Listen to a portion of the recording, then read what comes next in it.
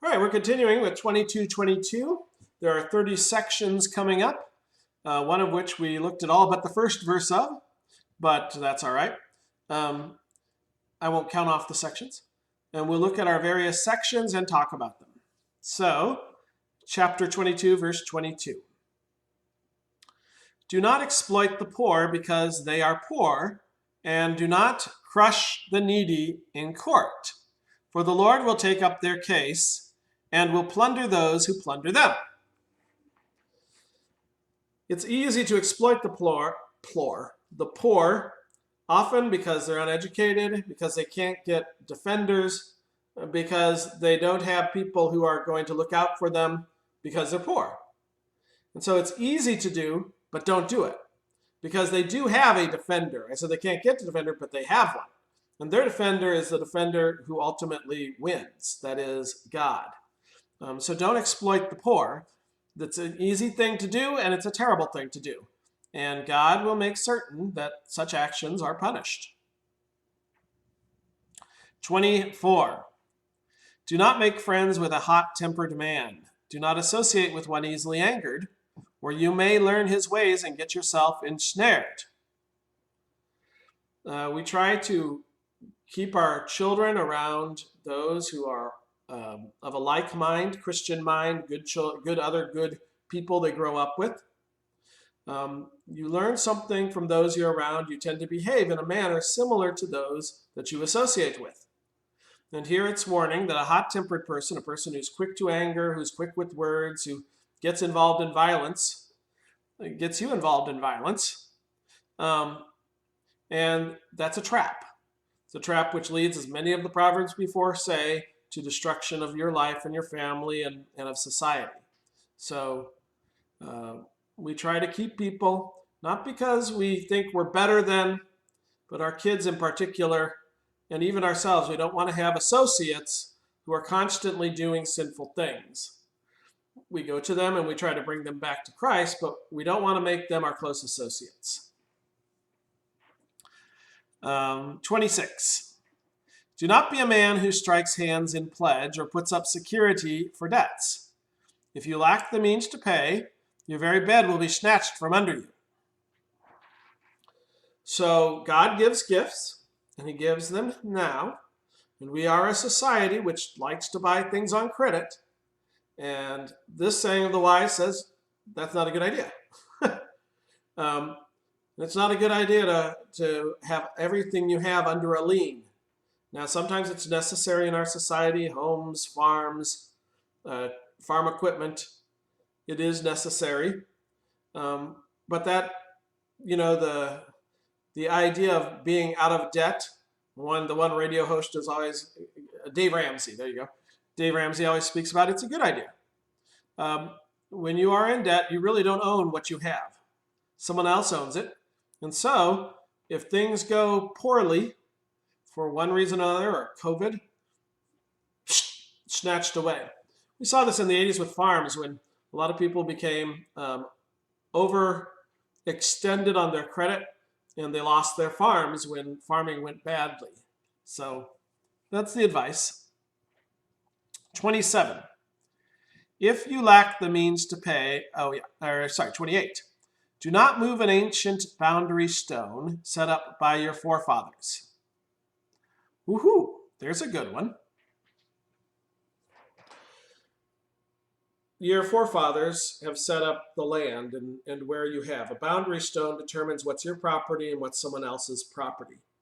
So the people who've come before have set laws in place to regulate society to keep peace between neighbors. If you move the boundary stone, you start a conflict. As long as it's in place, as long as you're continuing with the traditions and the legislation of the past, people have accepted it. But when you change the traditions and society in that way, in this case it's talking about land, moving the boundary stone, then a conflict ensues. This also applies to laws and to structures. When you move a structure, conflict is going to ensue. Now sometimes conflict can be a good thing. When a structure like slavery was a very bad thing, certainly conflict ensued. But most of the time, the reason that you had the stone where it was was a good reason. Um, it was fair for them to have this land and you to have this land. Even if one had more, one had less, it was fair. And it kept things at peace. And so many of the rules, many of the mores of society don't need to be changed. They were put in place by wise men of old. They weren't sinful rules. And we should have a tendency to want to stay with, this is called conservatism, right? To want to stay with what worked in the past because it will hopefully continue working in the future, rather than making wholesale changes and the chaos that ensues. Let's go on to the next verse, 29. Do you see a man skilled in his work? He will serve before kings. He will not serve before obscure men. Okay. We know this. So if you are a person who is highly talented and highly sought after, the rich are the ones who get your goods, right? And if you are a person who's well known, you get to go and you hang out and hobnob with the wealthy and you hobnob with the most powerful. We don't have kings per se in our society, but certainly we have those who are in the upper stratosphere class-wise. And they're going to have the best. And they're going to have the people who are the best. So they're going to have the hairdressers who can make their hair look so beautiful. They're going to have the makeup artists who make their face glow. I'll give you an example. Or they're going to have the people who make Ferraris and what is that new sports car that's supposed to be the fastest street legal sports car ever, the Tutara or whatever it is. Guess what? These people who make individualized supercars, they don't make it for the poor. They make it for the rulers. And that's understandable because that's where their talents can be properly recompensed. So if you're really good at something, you're going to work for someone who's rich. That's the basic truth. And if you want someone to work for you of that quality, then you need to be a person who has something to offer them. An obscure man, it's not that that obscure man is worthless in God's sight or worthless as a person, but we're going to get the common things, right? 23, the chapter, verse 1. When you sit down to dine with a ruler, note well what is before you, and put a knife to your throat if you are given to gluttony. Do not crave his delicacies, for that food is deceptive. Do not wear yourself out to get rich. Have the wisdom to show restraint. Cast but a glance at riches, and they are gone, for they will surely sprout wings and fly off to the sky like an eagle. I'm going to go do that one later. We'll just stick with this one. When you sit down to dine with the ruler, etc., do not wear yourself out to get rich. Have the wisdom to show restraint. So, when you sit down to dine with the ruler, don't be gluttonous. He's got a lot of stuff there, and eat the way you would normally eat at home. Even though the ruler has put out before you a spread that is magnificent, for multiple reasons. Gluttony, first of all, is a sin which leads to, stomach aches, fat, drowsiness, etc., etc. But you don't want to be accustomed to the lifestyle of the rich when you're not the rich.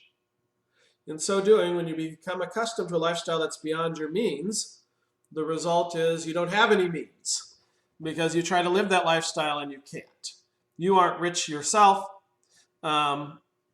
It's deceptive that you have this in front of you. There's these stories about ancient aristocrats who lived lifestyles well beyond their means and pretended to be rich, but really they had nothing left because they just couldn't afford it. So you're sitting down with the rich. Just enjoy what's in front of you, but don't become accustomed to it. Don't make it part of your lifestyle because that's deceptive. It's going to go away.